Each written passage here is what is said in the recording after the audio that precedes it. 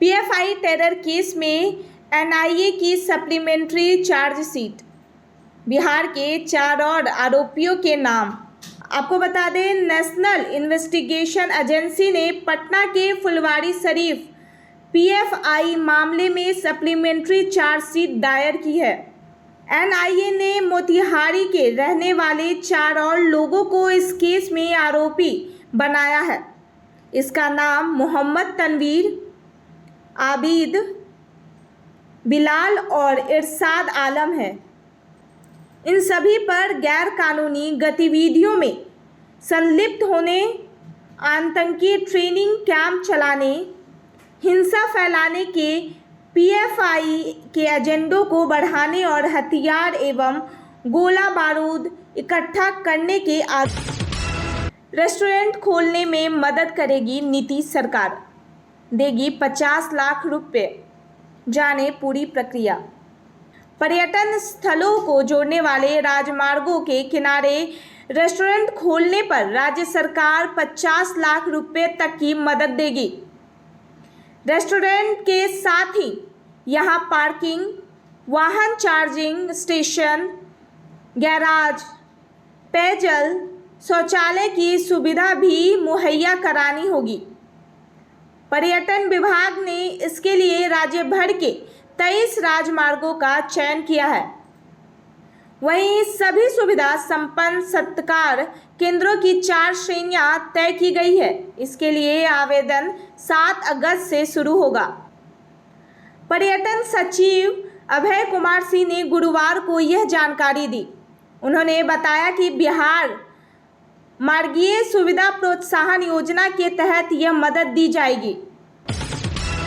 चिराग पासवान के करीबी पूर्व एमएलसी हुलास पांडे के बेटे ने किया सुसाइड, खुद को सिर में गोली मारी। आपको बता दें, बिहार की राजधानी पटना से बड़ी खबर आ रही है, जहां लोक जनशक्ति पार्टी के वरिष्ठ नेता एवं चिराग पासवान के करीबी हुलास पांडे के बेटे ने सुसाइड कर लिया है। बक्सर से एमएलसी रहे हुलास के बेटे ने पटना स्थित आवास में खुद के सिर में गोली मार दी। परिजन उसे आनन फानन में पारस अस्पताल ले गए, जहां डॉक्टरों ने उसे मृत घोषित कर दिया। मृतक की उम्र 14 साल बताई जा रही है। रिपोर्ट्स के मुताबिक यह मामला शुक्रवार सुबह का है। पटना के शास्त्री नगर स्थित पूर्व एमएलसी हुलास पांडे के आवास पर उनके बेटे ने लाइसेंसी बंदूक से खुद के सिर में गोली मार दी। 7,914 शिक्षकों पर चला केके पाठक का हंटर। हुई यह कार्रवाई, क्या है गुरुजी की गलती? बिहार में शिक्षा की व्यवस्था सुधारने के लिए अपर मुख्य सचिव केके पाठक जी तोड़ मेहनत कर रहे हैं। स्कूलों का निरीक्षण के साथ साथ कॉल सेंटर और अन्य रणनीतियों के तहत अभियान चलाए जा रहे हैं।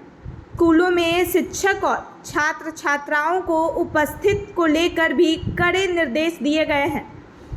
इस बीच केके पाठक ने 7,914 शिक्षकों पर कार्रवाई कर दी है। इन शिक्षकों का वेतन काट लिया गया है। वहीं केके पाठक के आदेश के बाद 1 जुलाई से लेकर 1 अगस्त के बीच राज्य भर में स्कूलों का निरीक्षण किया गया। 26 दिनों के निरीक्षण अभियान के दौरान 7,914 शिक्षक बगैर किसी सूचना के स्कूलों से गायब पाए गए। राहुल गांधी की सजा पर सुप्रीम कोर्ट ने लगाई रोक। मोदी सरनेम केस में बड़ा फैसला। मोदी सरनेम मामले में शुक्रवार को सुप्रीम कोर्ट में सुनवाई हुई, जिसके बाद से कोर्ट ने राहुल गांधी को बड़ी राहत देते हुए उनकी सजा पर फिलहाल रोक लगा दी है।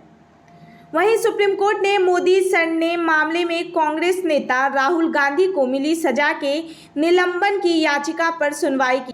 इस दौरान कोर्ट ने राहुल गांधी के विरोध में दलीलें दे रहे शिकायतकर्ता पुर्णेश मोदी के वरिष्ठ वकील महेश जेठमलानी से पूछा कि अदालत ने अधिकतम सजा देने के क्या ग्राउंड दिए हैं, कम सजा भी तो दी जा सकती थी।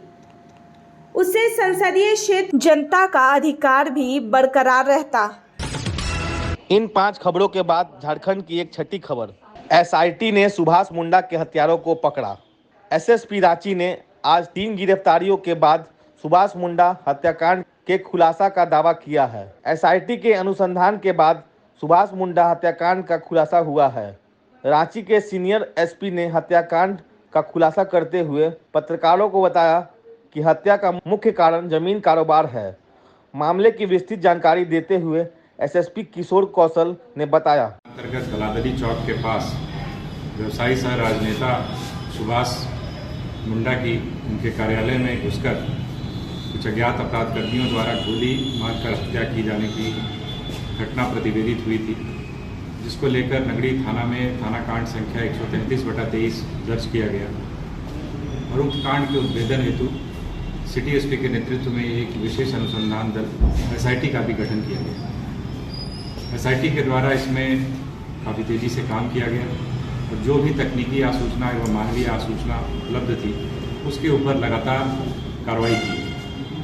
कार्रवाई के दौरान अनुसंधान के अंतर्गत यह बात सामने आई कि सुभाष मुंडा जो मुख्य तौर पर ज़मीन के कारोबारी थे, ज़मीन के कारोबार से संबद्ध थे, उनका नगरी थाना अंतर्गत ही दलादली मौजा में 119 डेसिमल के भूखंड के स्वामित्व को लेकर वहीं के एक और जमीन कारोबारी छोटू खलको छोटू उरांव के साथ विवाद पिछले कुछ समय से चला आ रहा। इस 119 डेसिमल के अलावा एक और ज़मीन थी जो लगभग 90 डेसिमल का एक प्लॉट था, उसको लेकर के भी छोटू खलको के द्वारा एक एग्रीमेंट किया गया था, जिसको लेकर मृतक के साथ विवाद चला आ रहा। ये दो ज़मीन स्पष्ट तौर पर अभी तक ये भूखंड सामने आए हैं जिसको लेकर विवाद की स्थिति थी। इसके अलावा भी कुछ ऐसे मामले प्रकाश में आए हैं जिसको लेकर दोनों के बीच में ज़मीन को लेकर एक विवाद की स्थिति बनी है, जिस पर अनुसंधान अभी किया जा रहा है। उक्त 119 डेसिमल ज़मीन पर कब्जा करने के उद्देश्य से छोटू खलको ने सुभाष मुंडा का सहयोगी, उनके साथी कारोबार में संलिप्त रहा है, संलग्न रहा है, विनोद कुमार उर्फ कन्हैया, उसके साथ में इसने एक डील की कि 119 डेसिमल ज़मीन अगर हमारे कब्जे में आ जाती है सुभाष मुंडा को की हत्या करने के पश्चात या उसको रास्ते से हटाने के बाद, तो उस ज़मीन में हम लोग दोनों ही आधा आधा हिस्सा उसमें कर लेंगे। तो एक तरीके से इन दोनों ने ही सबसे पहले प्लान किया, जिसमें कि इसका ड्राइवर सह पार्टनर अभिजीत पाड़ी, जो छोटू खलको का ड्राइवर सह पार्टनर है, वो भी इसमें शामिल था, जिसको इस पूरे घटनाक्रम की जानकारी थी और वो भी इसमें एक तरीके से संलिप्त था।